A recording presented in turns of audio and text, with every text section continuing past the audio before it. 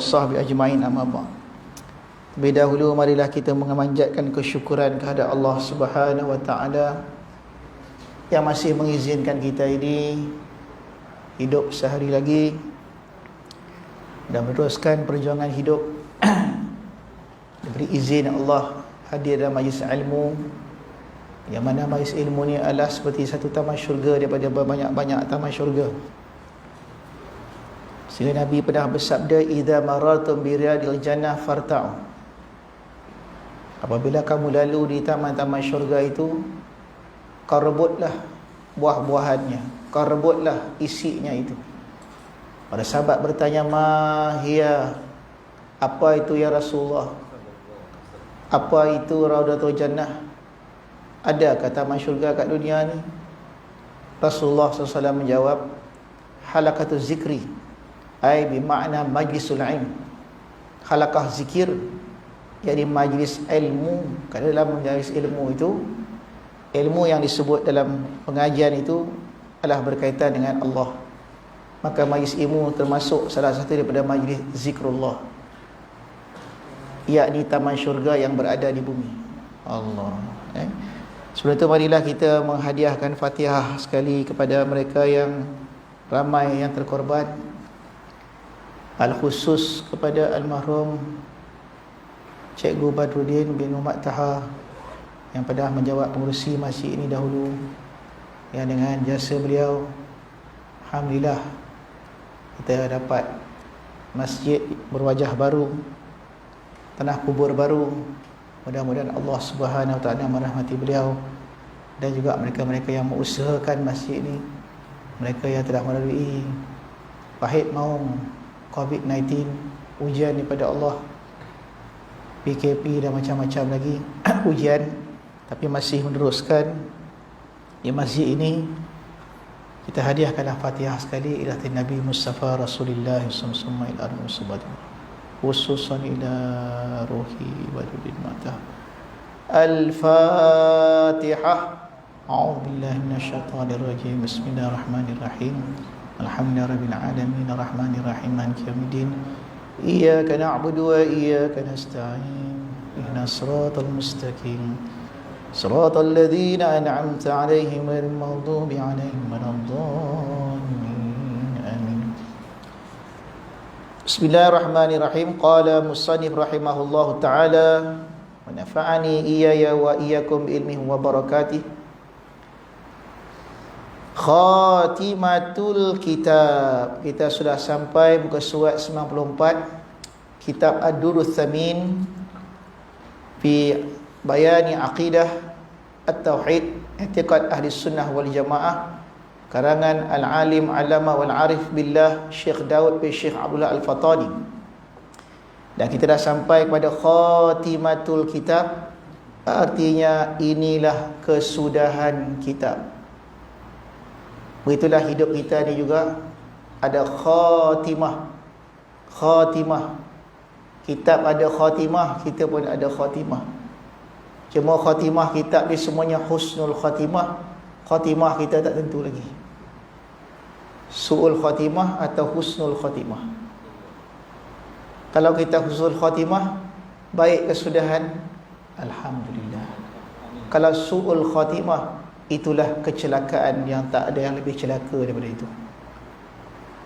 Maka itulah sampai kita di khatimatul kitab, bertawassullah kita, mudah-mudahan khatimah kita ni macam kitab ni juga, kesudahan yang baik, beriman, balik pada Allah, iman dan Islam melekat di dada.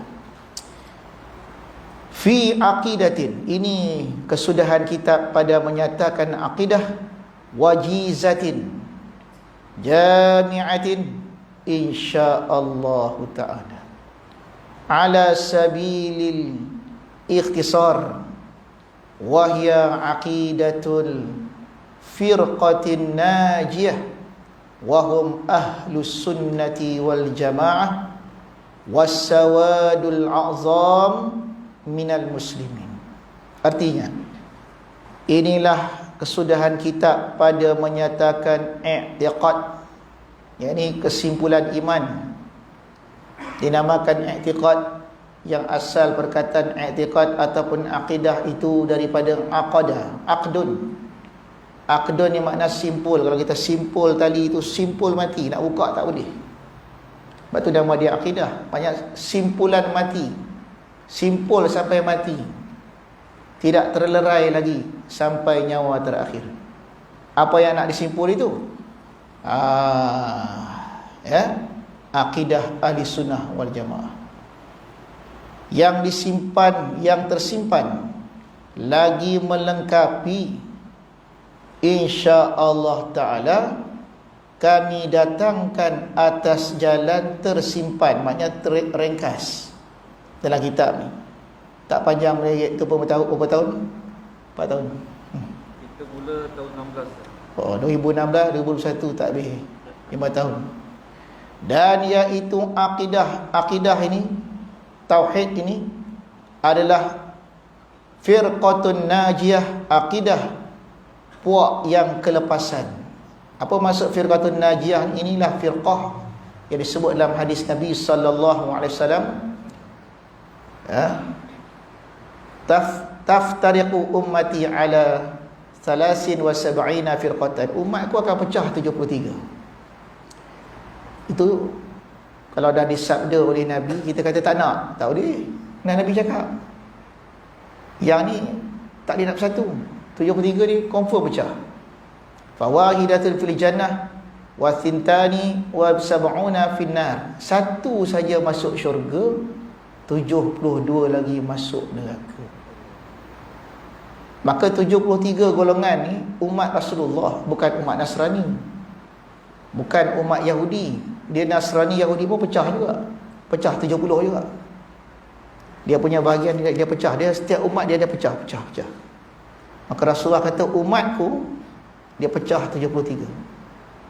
72 masuk neraka, satu masuk syurga.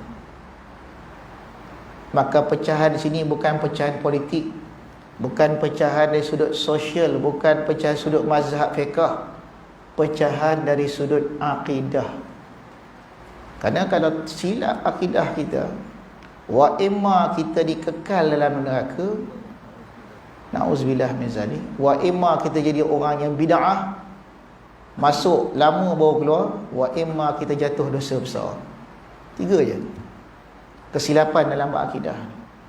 Tergelicik sikit, jatuh dalam 72 golongan. Maka sebab tu dikatakan firqatun najiyah, puak yang lepas, yang selamat daripada api neraka.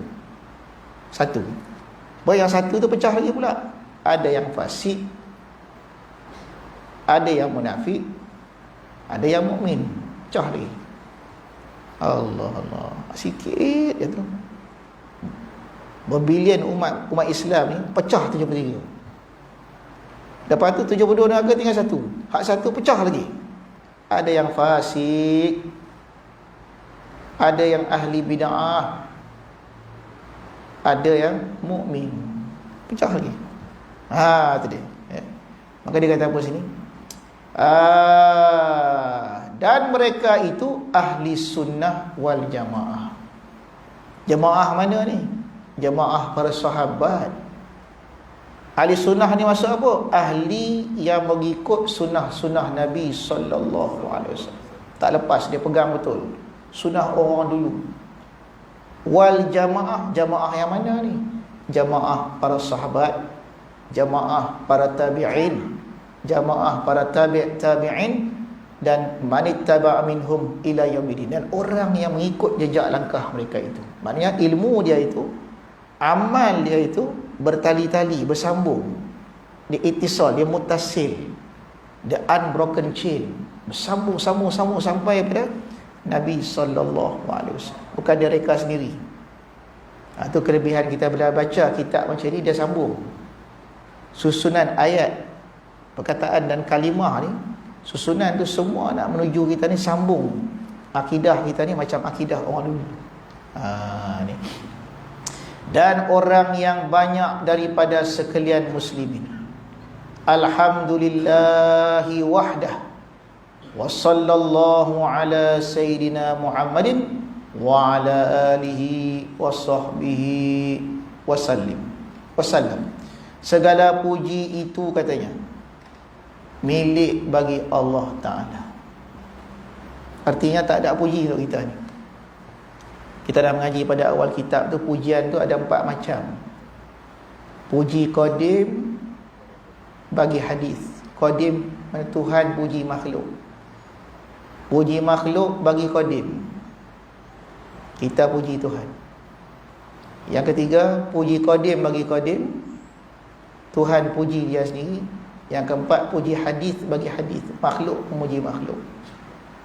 4 bahagian.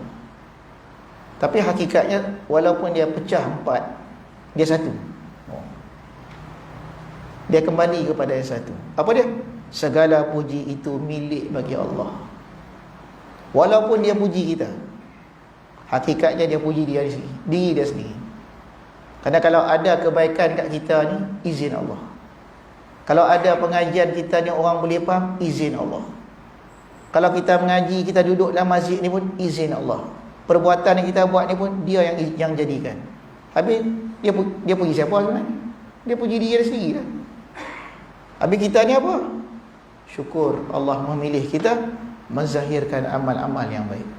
Maka kalau kita dipuji, kembalikan kepada Allah. Jangan diambil, ya. Kita tak layak dipuji. Dikeji layak. Lepas tu dia katanya, segala puji itu milik bagi Allah. Cuma sikit tadi saya tak bahas tadi. Sawadul a'zam tu, terjemah kat tadi tu, dan orang banyak daripada sekalian muslimin. Terlepas tadi. Jadi kata mereka itu ahli sunnah wal jamaah. Wasawadul a'zam diterjemah orang yang banyak daripada sekalian muslimin. Siapa sawadul a'zam ni tuan? Ini janji daripada Nabi SAW. Umatku tidak akan jadi seperti mana umat Nabi Musa. Umat Nabi Musa dia tidak ada jaminan. Begitu Nabi Musa meninggalkan mereka 40 hari ya, pergi Bukit Tursina, dah sembah, sebahagian besar dah sembah anak lembu dah, sebahagian tak. Tapi umat Nabi SAW, walaupun ditinggal beratus-ratus tahun, walaupun dah 1000 tahun lebih, majority masih berpegang pada ahli sunnah wal jamaah. Itu makna sawadul a'zam. Artinya kalau kita diberi peluang menghitung seluruh dunia ni, mana yang banyak? Adakah yang bermazhab ahli sunnah wal jamaah, atau yang bermazhab syiah, atau yang bermazhab wahabi? Pasti kita akan dapati ahli sunnah wal jamaah. Walaupun berbeza mazhab daripada sudut fiqahnya, Hambali, Hanafi, Maliki, Syafi'i, itu fiqah. Tapi kalau tengok pada sudut akidah, kita majoriti. Kita majoriti. Walaupun suara yang lain tu kuat, suara dia kuat, suara Wahabi kuat, suara Syiah dia kuat, sebab dia ada negara kan, dia pakai media. Tapi Rasulullah kata sawadul a'zam, alaikum bisawadil a'zam. Ahli sunnah wal jamaah tetap majoriti. Maka kita kena ikut majoriti itu. Jangan kita rasa gentar terkalah kononnya ahli sunnah ni dah tak ramai. Ramai. Cuma ada duduk dalam masjid, ada duduk rumah, ada duduk kat kedai, kumpul ramai. Sawadul a'zam. Itu janji Nabi tu sampai kiamat. Dia. Maka dia kata lagi, sambung tadi, dan selawat dan salam tadi tu, yakni pujian bagi Allah Ta'ala hal keadaannya tunggal. La ilaha illallah wahdahu la syarikalah.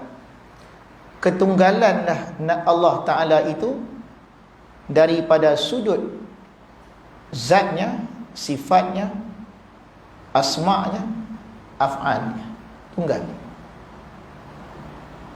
Ketunggalan dari sudut af'al tu berarti hanya af'alnya saja yang boleh memberi kesan. Perbuatannya sajalah yang boleh menjadikan atau tidak jadikan. Dia saja. Tu akidah tu. wahdahu tu. Jangan baca tak tahu tak faham mana pula. Apa mana la ilaha illallah wahdahu la syarikalah tu. Itu pun kalau kita faham dah, cukup dah. Tak ada Tuhan yang disembah dengan sebenarnya, yang memberi kesan, yang memberi mudarat, yang memberi manfaat, melainkan Allah ketunggalan. Lain daripada itu tak ada. Di akhir zaman kita ni diuji macam-macam. Paling besar sekarang ni virus corona, macam-macam nama keluar. Kalau dulu Delta, lepas tu Gamma, lepas tu Omicron, lepas tu Popcorn, tak tahulah apa nak keluar lagi, tak tahu. Kalau persiapan tauhid dalam hati tak kuat, goyang, goncang kita. Takut hidup kita ni. 24 jam takut, nak keluar takut, nak salam takut, nak itu takut. Yalah SOP kita jagalah. Takut. Akhir lama-lama hilang dah. Akidah tadi patutnya tak boleh koyak, tak boleh nak goncang. Nak jaga tu. Nak jaga apa? Nak jaga la ilaha illallah wahdah tu. La syarikalah, tak ada syirik. Tak ada yang boleh menggoncang, tak ada boleh bagi mudarat, tak ada boleh bagi manfaat melainkan Allah. Disuruh oleh Nabi SAW diamalkan setiap lepas subuh dan setiap lepas maghrib dibaca 10 kali. Para imam, para bilal, ya, la ilaha illallah wahdah la syarikalah lahul mulk wa lahul hamd yuhyi wa yumit biyadihil khair wa huwa ala kulli syai'in qadir. Ada yang pendek, ada yang mesti panjang. Tu kalau kita teliti satu persatu perkataan tu, lepas tu kita baca pelan-pelan lepas solat subuh tu, semat dalam dada kita tu. Cuba amal tengok. Itu ikrar. Pagi-pagi baca 10 kali tu ikrar kita tu. Yang kita ni tak nak tengok lain melainkan Allah. La ilaha illallah wahdah, hanya dia seorang. Wahdah seorang. Tak ada sekutu bagi dia. Kalau ada mudarat, dia yang memberi kesan. Kalau ada manfaat pun datang daripada dia. Lahul mulk, kerajaan ni milik dia. Walahul ham, kalau ada puji semua milik dia. Yuhyi wa yumit, dia yang menghidupkan, dia yang mematikan. Wa huwa ala kulli syai'in qadir. 10 kali. Ayo pegang kuat-kuat tu. Akhir zaman kena ada amalan, tak boleh jatuh nanti. Lepas tu dia kata apa dia? Ketunggalan dan kemudian katanya dan rahmat Allah Ta'ala atas penghulu kita Muhammad sallallahu alaihi wasallam dan atas keluarganya dan sahabatnya. Rahmat Allah Ta'ala ni, selawat ni mana kita mohon rahmat pada Allah. Sekali kita berselawat pada Nabi, man salla alayya marratan salla alaihi asyara marrat. Berselawatlah Allah ke atasnya 10 kali. Satu selawat daripada Allah makna rahmat. Sekali kita selawat, Allahumma salli ala sayyidina Muhammad. Sekali kita selawat, Allah balas balik 10 selawat dengan makna 10 rahmat. Satu je rahmat tu kita dapat. Satu daripada 10 tu dapat satu je. Satu sampai kat kita. Sejahtera sepanjang hari. Tenang. Kalau dapat 10, banyak lagi. Mana yang barakah tu dapat. Kita duduk dalam zaman kocak-kacir sekarang ni. Tak nak selawat. Nak lepas macam mana? Maka kena ingat tu. Betul kata apa lagi? Dan keluarganya dan sahabat dan sejahtera. Wa ba'du. Fa inna na'lamu wa na'taqidu wa nu'minu wa nashhadu alla ilaha illallah wahdahu la syarikalah. Dan kemudian daripada itu, maka bahwasanya kami ketahui, mana kami yakini itu, dan kami percaya, mana kami i'tiqad, dan kami yakin, dan kami naik saksi bahwasanya tiada Tuhan melainkan Allah, yang esa, tiada sekutu baginya. Tu yang diterjemah tu. Kami percaya tu, mana kami yakin. Kami percaya dan kami yakin dan kami naik saksi. Itu semua tu kita panggil 3 kalimat yang satu makna. Asyhadu tu makna saksi tu, makna penyaksian tu apa? Makna aku naik saksi. Aku yakin, aku terima, aku percaya. Tak ada Tuhan sembah sebenar melainkan Allah. Tu makna asyhadu tu. Kalau tu tak ada, tak betul. Lepas tu dia kata apa lagi? Tak ada sekutu baginya. Ilahun azimun, malikun kabirun, la rabba siwahu, wala ma'buda illa iyahu. Dialah Tuhan yang amat besar, azim. Artinya kebesaran itu besar, azim. Mana ilahun azim, besar apa dia? Besar pangkatnya itu, martabat dia itu. Malakun kabir, apa makna malakun kabir? Raja, raja yang amatlah kebesarannya. La rabba, tiada Tuhan yang lain selainnya, dan tiada yang disembah melainkan dialah saja. Ini mentafsirkan kalimah syahadah itu. Qadimun azaliyun, daimun abadiyun, la ibtidaiyun, la ibtida'a, la waliyatahu, walantiha'a li akhiriyatihi. Qadim, lagi azali, yakni tiada permulaannya, kekal selama-lamanya. Tiada permulaannya bagi awalnya, dan tiada kesudahan bagi akhirnya. Dialah yang awal, dialah yang akhir. Wal awwalu wal akhiru, wal zahiru wal batinu, wa huwa bikulli syai'in alim. Dia sangat mengetahuilah ilmunya tu atas tiap sesuatu. Jadi ini kalam orang berkasih. Ilmu tauhid ni dia menghujung dia kasih. Wal awwalu, kadang kekasih ni sifatnya dia nak jadi orang yang pertama. Kaulah yang pertama, tak nak jadi. Kalau kita jumpa dengan orang isteri, abang saya ni orang yang keberapa? Engkau orang yang kedua. Kacau. Kaulah yang pertama, kaulah yang terakhir.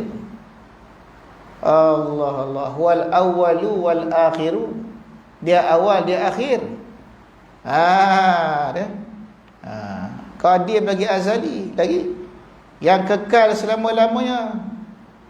Tak ada mula bagi awalnya. Kita ni ada mula, awal yang ada mula. Tuhan tak ada mula, dan tiada kesudahan bagi akhirnya. Tak ada awal bagi mula, tak ada akhir bagi kesudahan. Bukan itu yang kita cari. Tak ada awal bagi permulaan, tak ada akhir bagi kesudahan. Kalau kita tanya hati kita, apa hati?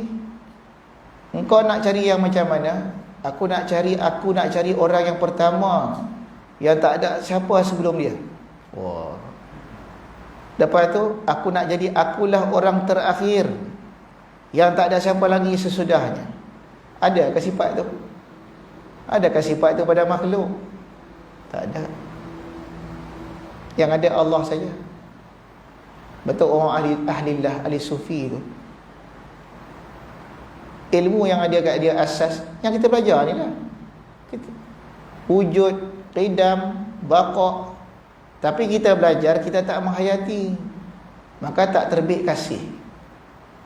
Orang dulu-dulu dia belajar, dia menghalusi,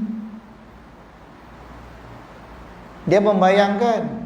Dia tidur, bangun, tidur, bangkit, makan, Allah wujud, qidam, baqa', Allah wujud, qidam, baqa'. Sampai makna tu ditelan sebati dengan darah daging dia, sampai tak terlerai lagi tauhid yang dalam hati dia itu. Tu betul. Ini qadim lagi azali, tak ada mula,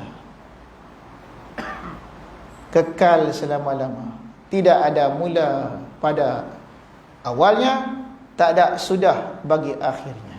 Allah, awal yang tak ada mula, akhir yang tidak ada sudah, tak terbatas.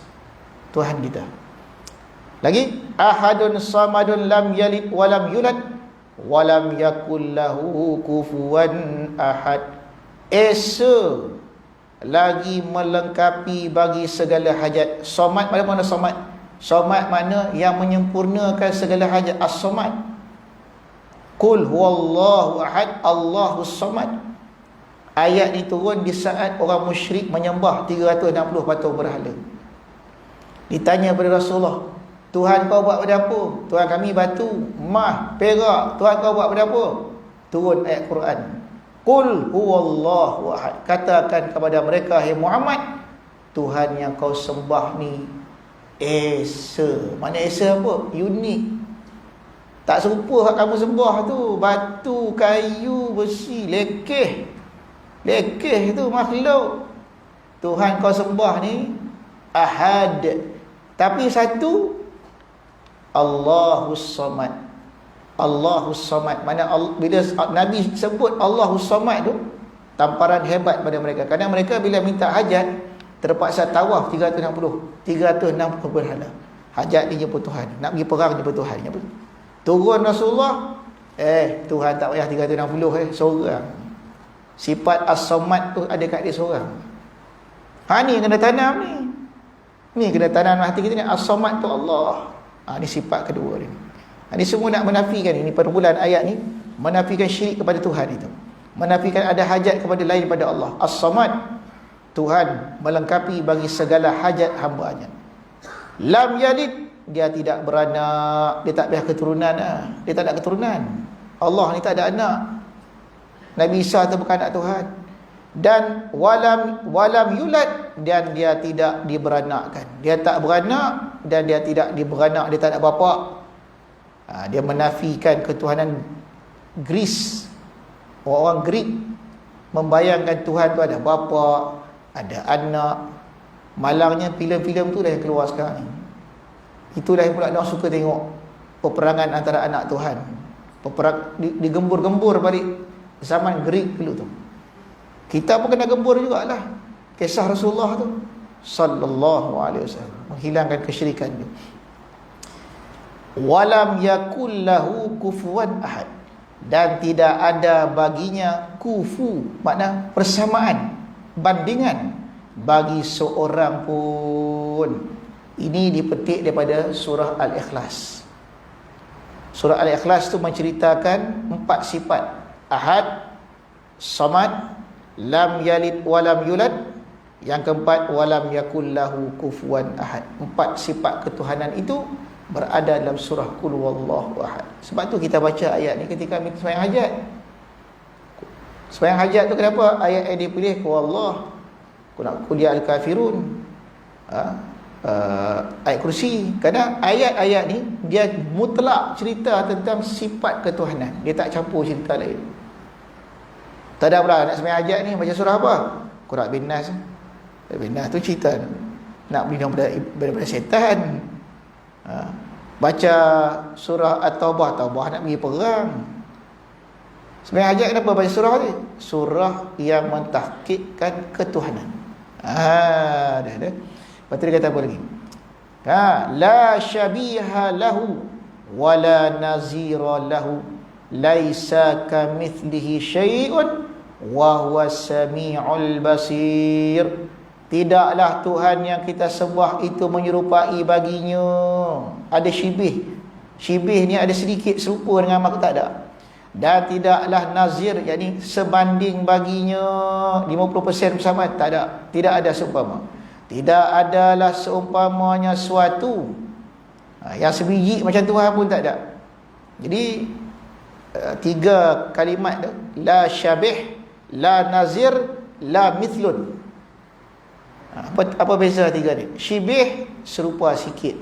Kita duduk, Tuhan pun duduk. Tu serupa sikit. Nazir, 50% sama. Separuh daripada sifat Tuhan sama dengan separuh sifat kita. Ternafi. Yang ketiga, mithlun, sebiji macam Tuhan pun tak ada. Ya, bila kita kata Tuhan tu esa, ternafi 3. Mukhalafah tu menafikan 3 sifat. Nafi syibih, nafi nazir, nafi mithlun. Mithlun 100% sama. Nazir 50% sama. Syibih sikit sama. Semua tak ada. Bau bersih tauhid kita tu. Nampak tiga tu? Lepas tu wa huwas samiul basir, dan dia itulah Tuhan yang amat mendengar lagi amat melihat. Ni tuan-tuan, inilah ayat asas akidah. Asas akidah Ahlussunnah wal Jamaah berdasarkan ayat laisa kamitslihi syai'un wa huwas samiul basir. Kalau kita perhati ayat tu, dia menghimpunkan antara nafi dan isbat. Mana nafi? Laisa kamitslihi syai'un. Allah tak sama seumpama sesuatu. Itu nafi. Wa huwas samiul basir, dialah maha mendengar, dialah maha, itu isbat. Jadi ayat sini, ayat Quran sini dah mengajar kita dah. Kalau nak kenal Allah ni, mula-mula kena jalan tariq nafi dulu. Lepas tu barulah kita menjalani tariqah isbat. Faham ke tu? Kita tak faham. Tariqah nafi ni makna kita kena nafi hak tak layak ke Tuhan. Tuhan tak serupa makhluk, Tuhan tak duduk, Tuhan tak berdiri, Tuhan tak makan, Tuhan tak minum, Tuhan tak sedih, Tuhan tak, nafi segala keserupaan dengan makhluk. Baru kita isbat. Tuhan mendengar, tapi tak macam kita mendengar. Kita dengar pakai telinga, Tuhan tak ada telinga. Tuhan melihat, tak pakai biji mata, tapi dia melihat. Sebab dah nafi tadi. Adapun tariqah yang dijalani oleh orang-orang sekarang belajar tauhid, dia isbat dulu. Dia tengok dalam Quran, yadullah fawqa aydihim, tangan Allah atas kena ada tangan dulu. Tapi tangan tak serupa tangan kita lah. Itu isbat dulu baru nafi. Salah cara tu. Tak pernah ada ayat Quran mengajar isbat kemudian nafi. La ilaha illallah ke illallah la ilaha. La ilaha dulu nafi, baru illallah isbat. Jadi kena faham kan, kalau nak belajar tauhid Ahlussunnah wal Jamaah mesti melalui nafi, penafian dulu. Yang tak betul kena nafi dulu, jangan isbat dulu. Lepas tu barulah diisbatkan satu persatu sifat yang layak dengan Tuhan. Baru betul pengajian akidah tuan-tuan. Tak mesti dengan saya. Kalau kita mengaji dengan satu guru ni, pelik lah, dia isbat dululah. Dia suruh kita kata, Tuhan sebut tangan lah. Kalau dah ada kaki lah, tapi tak serupa dengan kaki kita. Kaki kucing pun tak serupa kita juga, ada kaki. Itu kalau isbat dulu. Ar-Rahman istawa, Tuhan duduk di arasy, tapi dia duduk tak serupa kita. Tak serupa kita duduk macam, tapi duduk. Tapi kalau Ahlussunnah wal Jamaah nafi, Tuhan tidak duduk, Tuhan tidak ini. Habis ni ayat Quran ni, itu makna dia lain. Tak mesti makna macam tu. Sebab kita nafi dulu baru isbat. Kekeliruan yang ada di zaman sekarang ni, pengajian tauhid cacah merba, tak tahu nak buat yang mana dulu. Apa isbat, apa nafi pun dia tak tahu. Asas dalam pengajian tauhid adalah nafi dan isbat. Kalimah tauhid kita pertama nak masuk Islam, asyhadu an la ilaha illallah, nafi. Illallah baru isbat. Faham ni? Tu kalau nak kupas panjang lagi tu. Sama lagi ni. Jadi lagi apa dia? Wa annahu ta'ala muqaddasun 'aniz zaman wal makan wa an musyabahatil akwan la tuhitu bihil jihatu wa la ta'tarihil hadithatu, dan bahwasanya maha sucilah ia Allah daripada zaman dan makan, suci daripada masa, suci daripada tempat. Kerana tempat dan masa itu sifat bagi jirim, sifat bagi zat makhluk. Kita ni Tuhan ada sifat nafsiyah. Apa sifat nafsiyah? Sifat yang ada di zat, selama mana zat tu ada, dia ada sifat tu. Berapa sifat nafsiyah Allah? Siapa ingat? Satu. Apa dia sifat nafsiah Allah Ta'ala? Wujud. Wujud tu tak lekang daripada Tuhan. Wujud sifat yang tak akan lekang daripada Allah. Apa jadi pun dia tetap wujud. Apa sifat nafsiah kita? Kita pun ada sifat nafsiah ke? Bukan wujud. Sebab kita boleh mati, wujud tu boleh hilang. Apa nafsiah kita? Siapa tahu? Lahir kat dunia ni, nafsiah jadi sifat yang tak terpisah kita apa dia? Bertempat, bermasa, space and time. Space and time. Is there anyone that can free himself from space and time? Ada siapa? Ustaz, saya hari ini saya telah berjaya membebaskan diri saya daripada tempat. Maksud kamu, saya tidak ada depan ustaz, belakang, atas dan bawah. Tapi kau kat mana? Tak ada mana. tak ada siapa berani claim diri dia tu bebas pada tempat. Atau kata, saya ustaz, saya ni muda tak, tua tak, apa pun tak. Habis macam mana? Saya tak dilindungi oleh masa. Ada siapa boleh mengaku macam tu? Tak ada siapa boleh mengaku. Atas nama makhluk, dia ada masa, dia ada tempat. Kewujudan kita ini, nafsiah, sifat nafsiah kita tak terbebas. Allah tak jadikan kita ni bebas pada masa dan tempat. Yang bebas daripada masa dan tempat hanyalah zat yang bernama Allah. Maka orang yang berzikir sampai kepada tahap hadir hatinya kepada Allah sepenuhnya, hilang masa dan tempat. Kita pun hilang masa tempat juga bila tengok WhatsApp. Hilang masa tempat. Tapi hilang masa tempat yang sebetulnya dalam zikrullah. Berzikir sampai kita terhubung pada zat yang sunyi pada tempat dan masa. Itu yang orang dulu dia zikir sampai 3 jam tak serak suara lah. Kita dah letih tadi. 10 minit okey lagi, 15 minit 40 dah itu. Sebab kita ni masih tak bebas pada tempat dan masa. Orang yang terhubung pada Allah, dia akan jadi macam tu. Bukanlah dia betul-betul tak ada masa tempat. Dia hilang pada perasaan dia tempat dan masa. Kerana dia sedang berhubung dengan zat Allah yang suci dari tempat dan masa. Allah. Hidup ni paling sedap masa bila, tuan-tuan? Tidur. Sebab masa tidur dia paling sedap. Sebab masa kita tidur, hilang tempat dan masa. Kalau kita boleh jadikan diri kita tak ingat masa, tak ingat tempat, di situlah kesedapan yang paling sedap. Orang minum arak pasal apa? Dia nak hilang masalah dia. Dia tak nak ingat tempat, dia tak nak ingat masa, dia tak nak ingat apa-apa. Tapi kita tak perlu buat macam tu. Kita hanya perlu ingat pada Allah. Zikir dengan dia tu sampai hilang masa dan tempat. Ketika tu sedap lah. Dah tak ada tempat, tak ada masa. Tu.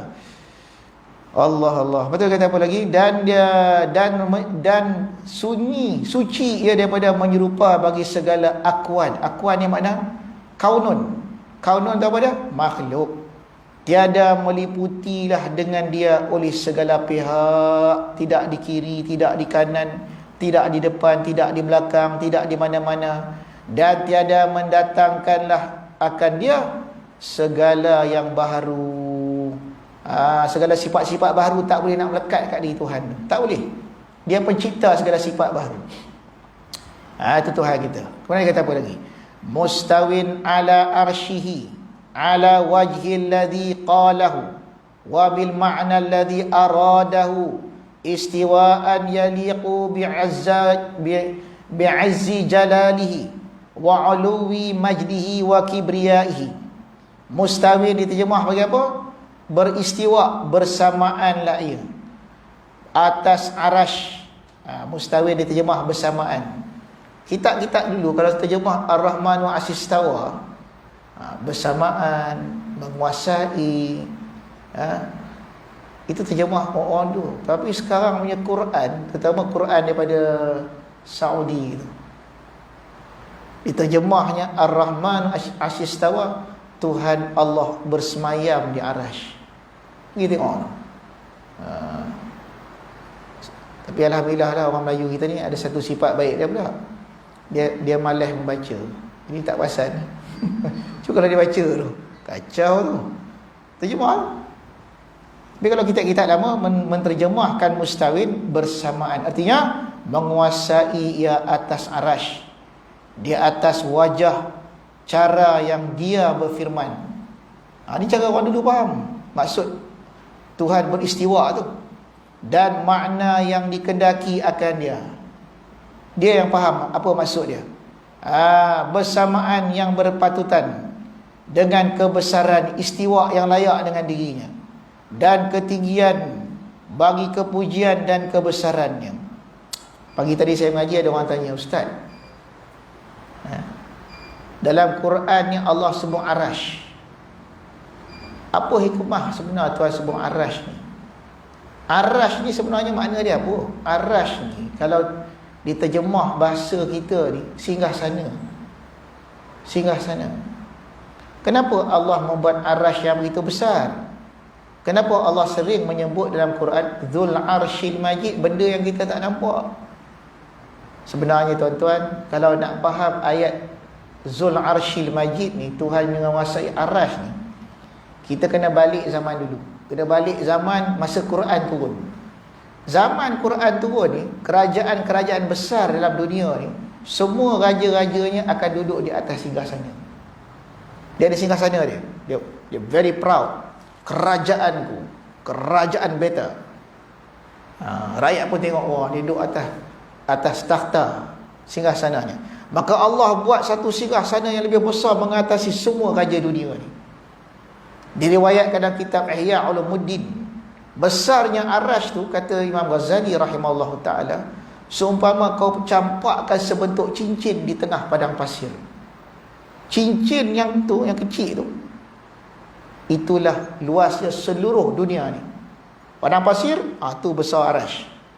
Faham tak? Nampak bandingan tu? Ataupun dalam misal yang lain, kata kitab Ihya Ulumuddin, dikatakan bandingan arash dengan dunia ni seperti kau campak sebiji bola di tengah laut kat Port Dickson tu. Campak bola satu, tengok bola, tengok laut. Sekecil bola tu nak banding laut, sekecil itulah dunia ni nak banding arash. Itulah singgah sana Allah Subhanahu Wa Taala. Bukan Tuhan nak duduk atas tu. Tuhan nak tunjuk, aku lagi hebat daripada korang dengan raja-raja dalam dunia ni. Aku lebih lagi. Dzul Arshil Majid.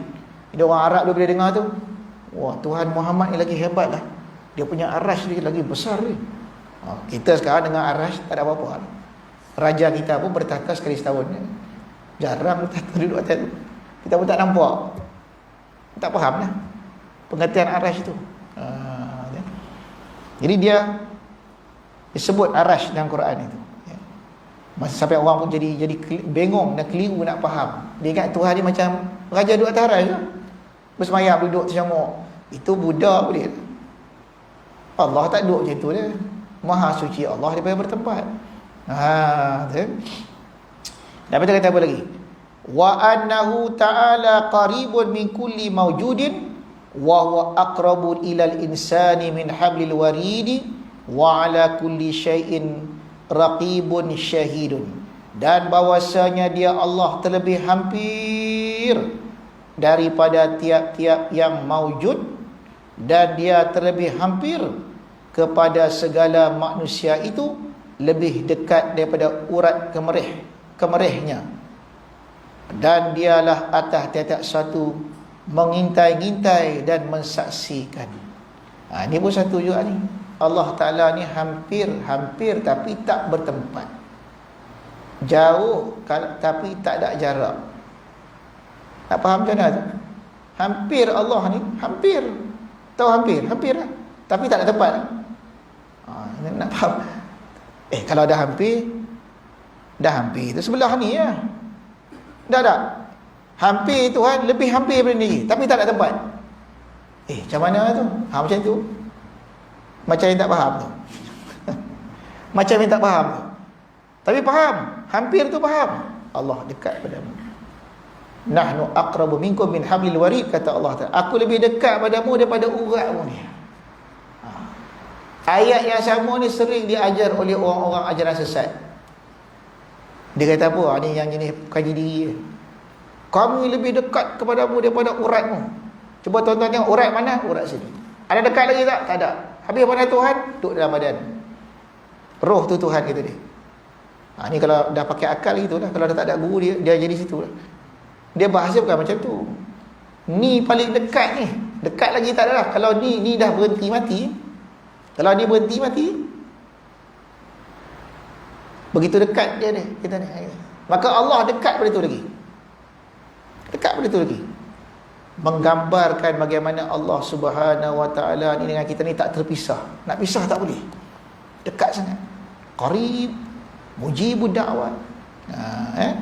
Lepas tu dia kata apa lagi? Dan hayyun qayyum la ta'khudhu sinatun wala naum, badi'us samawati wal ard, wa idza qada amran fa innama yaqulu lahu kun fayakun. Dia yang hidup lagi, yang mendirikan 7 tala langit dan 7 cahaya bumi. Tidak mengambil akan dia oleh mengantuk, dia tak mengantuk dan tidak tidur. Dialah yang mengeluarkan daripada adam kepada wujud 7 tala langit dan bumi dengan tiada banding. Dan apabila menghukum suatu pekerjaan, maka sungguhnya berfirmanlah baginya, jadilah olehmu, maka jadilah ia, kun fayakun. Ini pun satu ni, kalau orang jarang mengaji tauhid, jarang dengar perbahasan kitab sifat mukhalafatul hawadith, bila dia baca surah Yasin sampai ke ayat ni, dia tengok terjemah. Bila Allah berkehendak sesuatu, Allah cakap sesuatu tu, jadilah kau, dia jadi. Dia pun ceramah kat pejabat. Allah Ta'ala ni kalau nak buat apa-apa, dia sebut kun je. Dia sebut kun jadi ya. Kun fayakun. Ilmu tak ada. Etikotlah dalam hati ni. Yang Tuhan ni sekarang ni tengah sebut kun. Saya nak tanya tuan-tuan, satu hari Tuhan buat berapa banyak benda? Berapa banyak Tuhan buat setiap hari? Oh, tak boleh nak hitung. Habis Tuhan buat apa sekarang ni? Sebut kun. Kun macam tu. Bila nak buat benda lain? Ini ayat majaz bil kinayah. Tak boleh diartikan dengan zahir. Bainal kaf wan nun itu ibarah yang menceritakan begitu pantasnya kehendak Allah tu terlaksana seumpama kaf dengan nun. Kun. Dia tak ada kun, dia kun, laju je. Cepat. Dia berkehendak jadi, dia berkehendak jadi, berkehendak jadi, berkehendak jadi. Kun fayakun tu makna. Macam kita kata hari ni lah. Menteri Besar telah datang menziarahi Masjid Sending. Berucaplah Menteri Besar, saya nak masjid ini naik 3 tingkat. Peruntukan saya bagi sekian juta. Kita pun cakap kat belakang, Menteri kalau dah cakap macam tu, besok siap lah. Besok dia siap lah. Bukan makna dia cakap terus siap, segera dilaksanakan. Kalau kita cakap 5 tahun tak siap. Macam itulah. Bila Allah sebut kun fayakun, bukan makna Allah sebut kun tu jadi. Bukan macam ahli magic tu. Ibarah yang menceritakan kehendak Allah ni cepat terlaksana. Maka sungguhnya, dan Allahu khaliqun kulli syai'in wa huwa ala kulli syai'in wakil. Dialah menjadikan tiap-tiap suatu. Dialah tiap-tiap suatu tu berserah kepadanya. Wa innahu ta'ala ala kulli syai'in qadir. Ya, Allahu khaliqu kulli syai' wa huwa ala kulli syai'in wakil. Wakil. Wakil mana apa wakil? Pengurus. Wakil ni pengurus. Man yudabbiru umura, orang yang mentadbirkan segala urusan. Lepas tu ada di situ zikir yang diajar oleh Nabi sallallahu alaihi wasallam, hasbunallah wa ni'mal wakil, ni'mal maula wa ni'man nasir. Baca 70 kali. Insya-Allah ditolong Allah. Insya-Allah lepas segala susah, lepas. Tuan tambah lagi. Apa makna hasbunallah wa ni'mal wakil? Tak tahu. Sikir bertahun-tahun tak faham makna hasbunallah wa ni'mal wakil. Makna hasbunallah wa ni'mal, cukuplah Allah sebagai wakilku, makna pengurus hidupku. Aku tak nak urus hidup aku, Allah urus. Bukan aku. Aku hanya berbuat apa yang digerakkan. Hasbunallah wa ni'mal wakil. Cukuplah Allah sebagai wakil. Aku tak nak wakil lain. Wakil aku Allah. Tu. Itu bila kita mengaku macam tu 70 kali, Allah Maha mendengar, melihat. Hamba aku puji aku, dia kata aku urus dia. Tak apa. Tepi, biar aku urus dia. Malaikat tepi, biar aku urus orang ni. Apa dia nak? Apa dia mau? Atau sebab rezeki buah orang baca hasbunallahu wa ni'mal wakil. Bukan, sebab zikir tu perantaraan kita nak memuji Tuhan tu sebagai wakil. Nampak tak? Bila wakil dia kait dengan tawakal. Jangan baca tapi tak ada tawakal. Ya. Betul dia kata apa lagi? Innahu ta'ala kulli syai'in qadir wa bi kulli syai'in alim qad ahata bi kulli syai'in ilma wa ahsa kulli syai'in adada.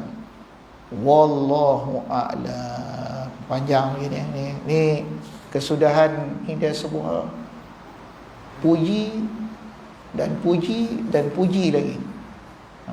Kalau kita faham, kita suluh dengan ilmu tauhid kita itu, sikit demi sedikit kita akan merasai kehampiran zat Tuhan yang maha suci itu, dan Allah akan perlihatkan kebesarannya kepada kita. Wallahu a'lam. A'udzubillahi minasyaitonir rajim. Bismillahirrahmanirrahim. Alhamdulillahirabbil alamin. Rabbana asta'ana asrarana wa syghal bi ni'ati afkarana.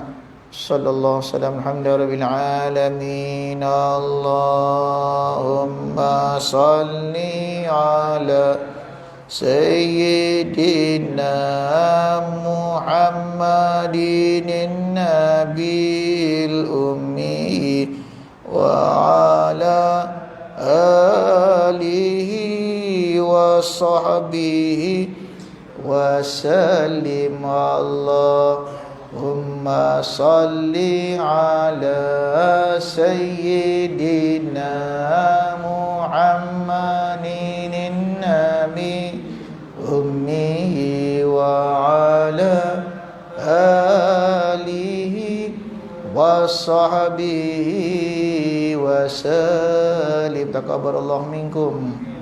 Assalamualaikum warahmatullahi wabarakatuh.